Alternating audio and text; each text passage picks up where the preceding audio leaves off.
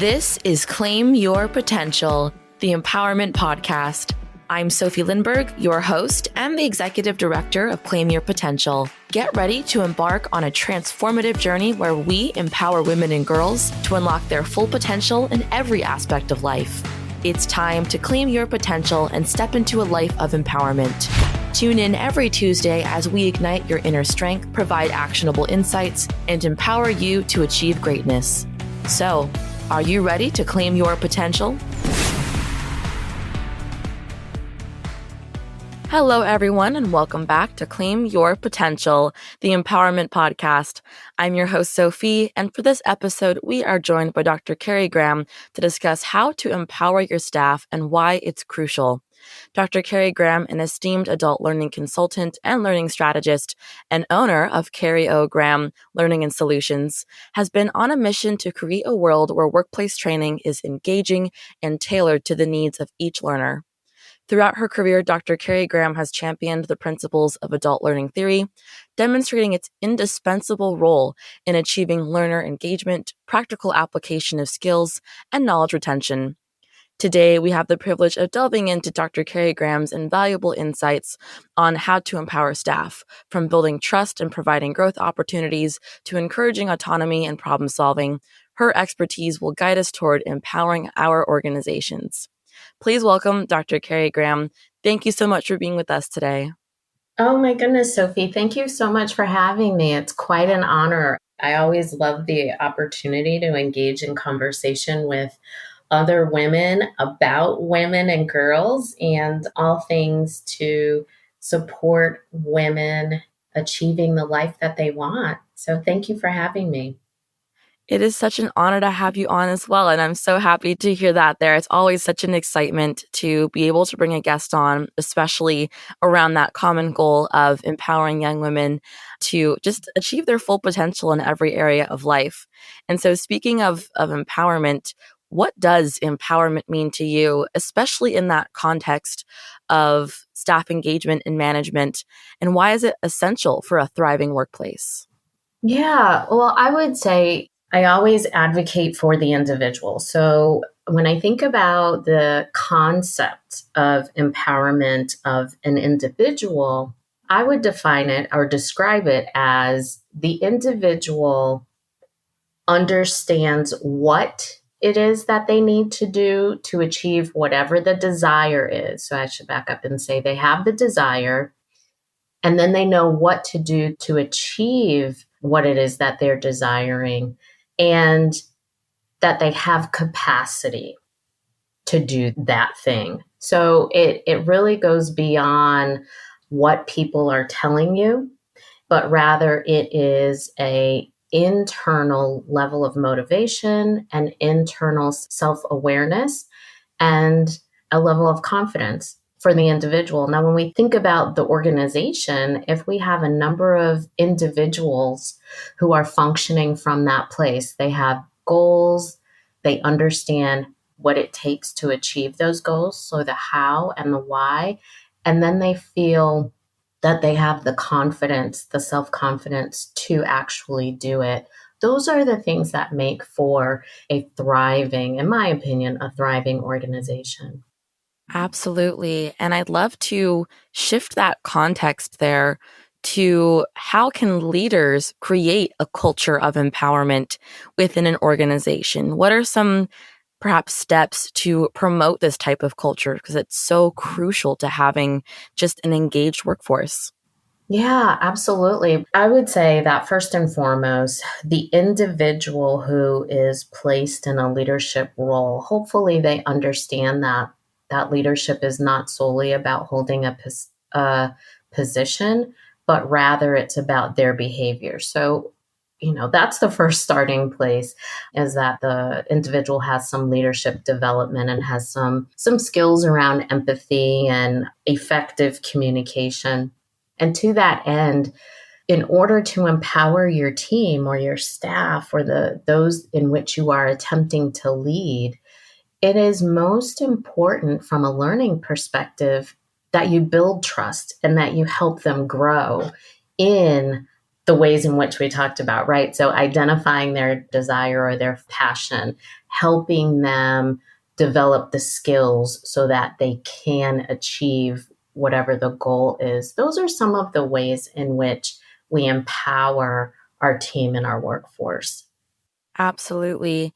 And thinking about that culture of empowerment there, something that's already coming to my mind is feedback and the power of feedback and that constructive feedback to, improve your maybe not just performance but to improve, who you are as a leader, who you are in that position, your expertise. And so how can feedback be used to help improve that workplace or even individual performance or strengths?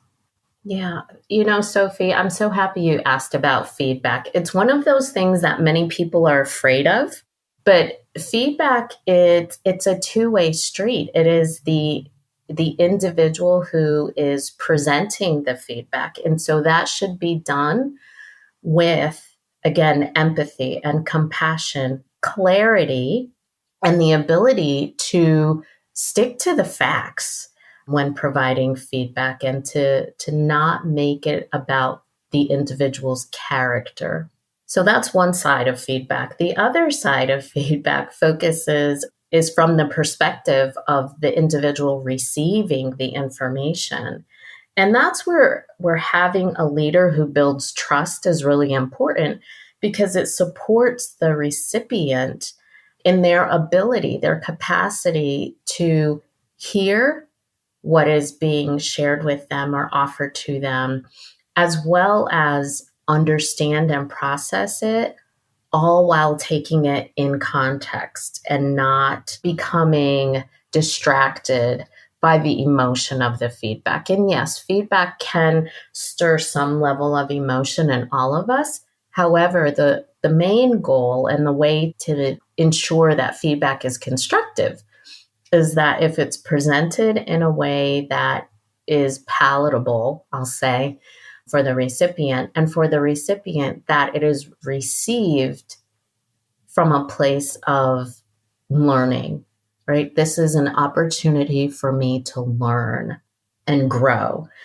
And that only happens when a leader has established not only a relationship of trust, but an organization and culture of trust. Oh my goodness, yes. I'm thinking about some of the previous positions that I've been in where that wasn't the case, where there wasn't that culture of trust. And there's such a monumental difference between having no trust instilled in the culture and the feedback structure is such a very different beast, so to speak, when you're working in those organizations, because the feedback is a lot more based on here's your performance, it's either you fix this or you ship out. And it's very much that mindset versus when I've been in organizations that have that culture of trust and that culture of we want to make sure that you are growing in this organization as we're growing. You get the opposite side of that coin where it's not just feedback on your work, but it's feedback on perhaps your level of engagement in the work or your level of engagement with staff or the decisions that you make with your work. Are you taking risks? Are you doing something different? Or are you just kind of keeping whatever the last person was doing going? And I've found that type of feedback is a lot more helpful when it comes to developing as a whole person in an organization. And for all of the young women out there, I would love to hear from you, Dr. Graham, if you have any advice for these young women that are perhaps starting their first job, or maybe they're entering their first internship. And I'm curious as to how can young women especially take this feedback, apply it, or how can young women give feedback? Because I think that's even scarier sometimes, is giving that feedback to your manager. Oh my goodness, Sofie, you you ask such great questions as it relates to the role of feedback and trust in an organization. First and foremost, when I think about young women, my younger self, my heart melts for that stage of life as an intern or entering your first job. And first and foremost, what I want to say is pay attention to the culture. It's incredibly easy, not only in the hiring and job searching phase of life to ignore what an organization's culture is and only be focused on what is the work, what is the salary. But, if you take the time to consider what the organizational culture is, that is really important because it sets you up for success. If you are choosing an organization that everyone engages in learning with a level of enthusiasm, if the organization provides professional development opportunities, career development opportunities, as well as some personal development opportunities, that's the type of place where you want to work because it's going to provide you the skills that you need to be successful at your job, but it will also provide you with fundamental skills for your career. That's the critical part is planning for your future. So my young friends, as you all are getting started, I would encourage you to think about that. And then once you're in an organization, when it comes to receiving feedback, I encourage you to always remember that the feedback is about the work. It is not a judgment of your character.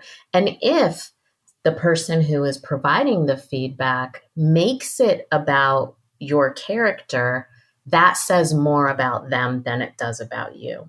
So again, use feedback as a learning opportunity to make improvements or to choose not to make a change, because I'm a firm believer that we all have choice. We all have choice. I do want to share something that I learned a little bit later in life. And I don't have a lot of regret, Sofie, but I wish I learned this one earlier on, but I'm going to gladly pass it along. And that is sometimes when you are receiving feedback, because it has the capacity to, one, be overwhelming because it's a lot to process, or it stirs up some level of emotion, take a deep breath and take a step back. So if you are provided written feedback and it's either a lot of information or you disagree with it, whatever the case may be, if it's stirring up some level of emotion, I strongly encourage you to take a deep breath, set it aside, process not only the information, so what was written, but also process your emotions in response to what you've read. So that's the first thing. And then revisit, meet with whomever and then attend to the feedback. If you are, in fact, meeting with someone and they are providing you with feedback, I would encourage you to ask if at all you can say thank you for the feedback and that you'd like some time to process all that has been shared with you and reflect, and then follow up at a later time, not too far off, but 24, 48 hours later to provide you an opportunity to process the information so that when you are given the feedback, your response is not based in emotion, but it's based in the facts, it's based on objectivity, and you are actually more clear about what you've heard, what you understand, that you were told, and then how you respond. That's the insight that I would offer others. I don't even want to say just young women and mid-career women, but for all women, I think that's really important to recognize where we are emotionally in response to feedback.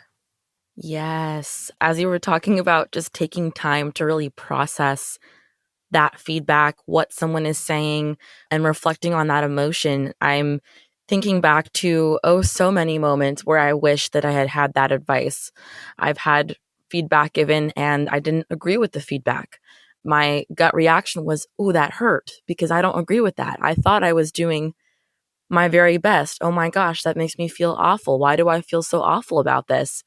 And rather than taking time to think through those emotions, right? You're going to get that gut reaction out of me. That's what that person got, was a gut reaction from me. And it was a very visible change in my face of, ooh, I don't think that I agree with that.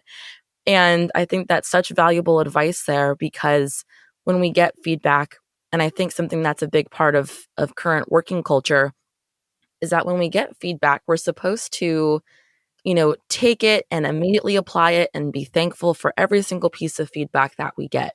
And I think feedback is great, 100%, but there are some times where someone does give a piece of feedback and it almost feels like they don't fully know us, or they don't fully understand perhaps the situation that we were in when that was happening, or they don't fully understand the big picture.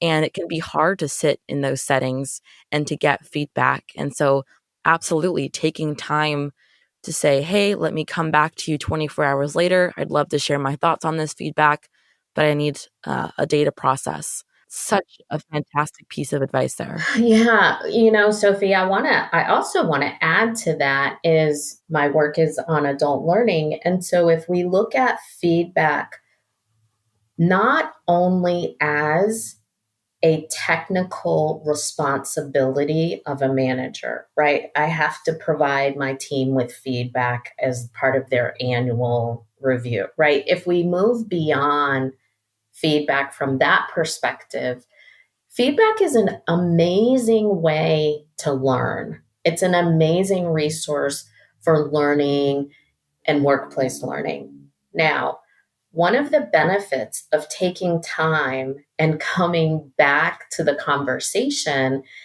is you're able to more clearly pose critical questions to help expand your learning. And I say that because I think about you in the example that you just shared is, and we've all been in this, so please know I'm not singling you out. But when we have an opportunity, when we are provided with feedback that we disagree with, and the expectation is that we respond in that moment, you are correct. The response that people often get is the emotional response, and there's really minimal time for a critical critique of the opposing views. If we are all provided time and space to process the information and then reflect, that's a wonderful opportunity for someone to ask the question later, can you share the context in which you make that, you offer that level of feedback? Because I disagree, and I disagree because, and you're able to have a conversation, and the conversation ultimately should support people's level of learning. And if it supports their learning, it's going to support their confidence in the work. Hopefully it improves trust. And ultimately people, my desire is that people can walk away from those conversations able to do their job better, but more importantly, be the person that they truly want to be because of the feedback. Yeah. And I think that part of this is just an ongoing learning process. And, how can leaders be part of this ongoing process, and sustain a stable work environment over time that adapts their approaches as the organization grows? Yeah, I have found in my experiences that when those individuals who are in leadership positions stop making it about themselves and make the priority their team, their staff, their workforce, whomever it is that they are supervising, managing, leading, when you look beyond yourself, you look beyond your own personal needs, and focus on why is our production low? Or why is our customer service, why are we getting complaints? It could potentially be like you're now not making it about yourself. You're focusing on the individuals, and there's an opportunity for leaders to say, Is it that we need more staff to help with production, to help with customer service? Is it that it's a period of time where the holidays, let's just say, for example, everyone is stressed thin and it's an incredibly stressful time of year. And so if we're working in a customer service environment, attending to the experiences of your staff, getting to that, focusing on that is how you are, one, able to make effective changes, but more importantly, your team feels seen and heard because you are trying to solve a problem for them that they literally have no control over. And so, first and foremost, I would say when leaders put their own self-interest aside and focus on the heart of the individuals, the heart of their team, the heart of their staff, and be open to conversation, open to suggestions. That's how you build trust, a culture of trust. That's how you build a culture of open and effective communication. And that is how you build a culture of empowerment. If I'm struggling, if I'm on the staff and I'm struggling, and I know that I can go to my supervisor and share with them that, hey, I'm struggling because it's the beginning of the school year is about to start and my children are all going to new schools and it's very stressful at home. I need some extra support and I'm unable to focus. And to know that you can take that to your manager or your supervisor and have it be respected and get their level of support. That is how you build an empowered, or one way in which you can build an empowered culture. Yes. Oh my goodness, yes. There are so many pieces from that there that are resonating with me that I'm thinking through just previous leadership positions. And I love that you mentioned, really understanding the things that are not in the control of staff members, and that a lot of the time people make it about them, people make feedback about them. And as you said, it's really about looking at what the whole picture is, what the big picture is, and thinking about and trying to understand where they're coming from, and having that culture of just being able to go to your supervisor, to your manager, to say, hey, there's a lot going on at home right now.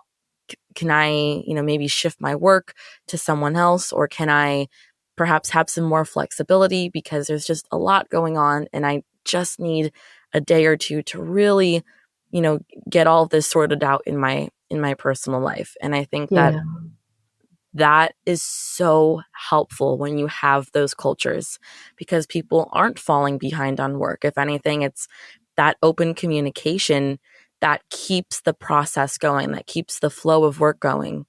Even if it, means taking a step back for a little bit, it's still that open communication makes it a lot easier to adjust and to make changes there. And so such a great piece of advice there. And to really tie everything together, what is one thing that our listeners should take away from this episode? I would say just that, Sofie. Honestly, just that for individuals who are leaders or find themselves in leadership positions, I encourage you to think about your team or your staff as just that, as individuals. Have trust in them. If you hired them, you hired them for a reason. And if, I always cringe when I hear leaders say, I don't trust my team. That's a sad situation. It's just a sad situation. So I would encourage leaders to focus on the individual as a human being, as a person, get to know them, get to know their strengths, their likes, their passions, those things that they're committed to, because we all are so much more than the work that we do. And that is really important. I think oftentimes companies and organizations lose sight of that when it comes to their workforce. They look at view the workforce as a commodity for productivity or service, but we all are individuals. And so that should be the focus. And for those individuals who are part of the team and staff, I encourage you, I invite you actually to be reflective, employ your voice, and employ your capacity for choice. If there is a burning desire inside of you, I encourage you to explore it. Hopefully you can explore it at your current place of work and can weave the two together. And if not, I still encourage you to explore it in some capacity. But those things that we need, all of us have them within us. It is our responsibility to be reflective and find the power and strength that we need from within. Thank you for sharing that wonderful piece of wisdom. And for our listeners that do not want to stop hearing all of the wonderful wisdom you have to share, how can our listeners connect with you? Oh my goodness. Well, thank you. I would love to hear from your listeners. I would say the best place to connect with me is on my website. My website is www.drcarriegraham.com. And, for those individuals that would like to see more of my work or speak with me, that's the place to do it. And for those of you that are on social media and love all things social media, you can find me on LinkedIn, also Dr. Carrie Graham. Wonderful. Thank you so much for sharing that, Dr. Carrie Graham. For all of our listeners out there that would like to get in contact, please do. I've had such a wonderful conversation today. So I'm hoping that our listeners, fingers crossed, connect with you, because these conversations are always not just fun for me to have with people, but especially all of the wisdom that you shared today. Lots of points that really hit home with me, where I'm thinking back to some of the experiences that I've had in my career. And I'm now going, yep, that makes sense. That's why I probably left that organization. Yep, did not have that culture there. All right. I'm going to stand by that decision right now.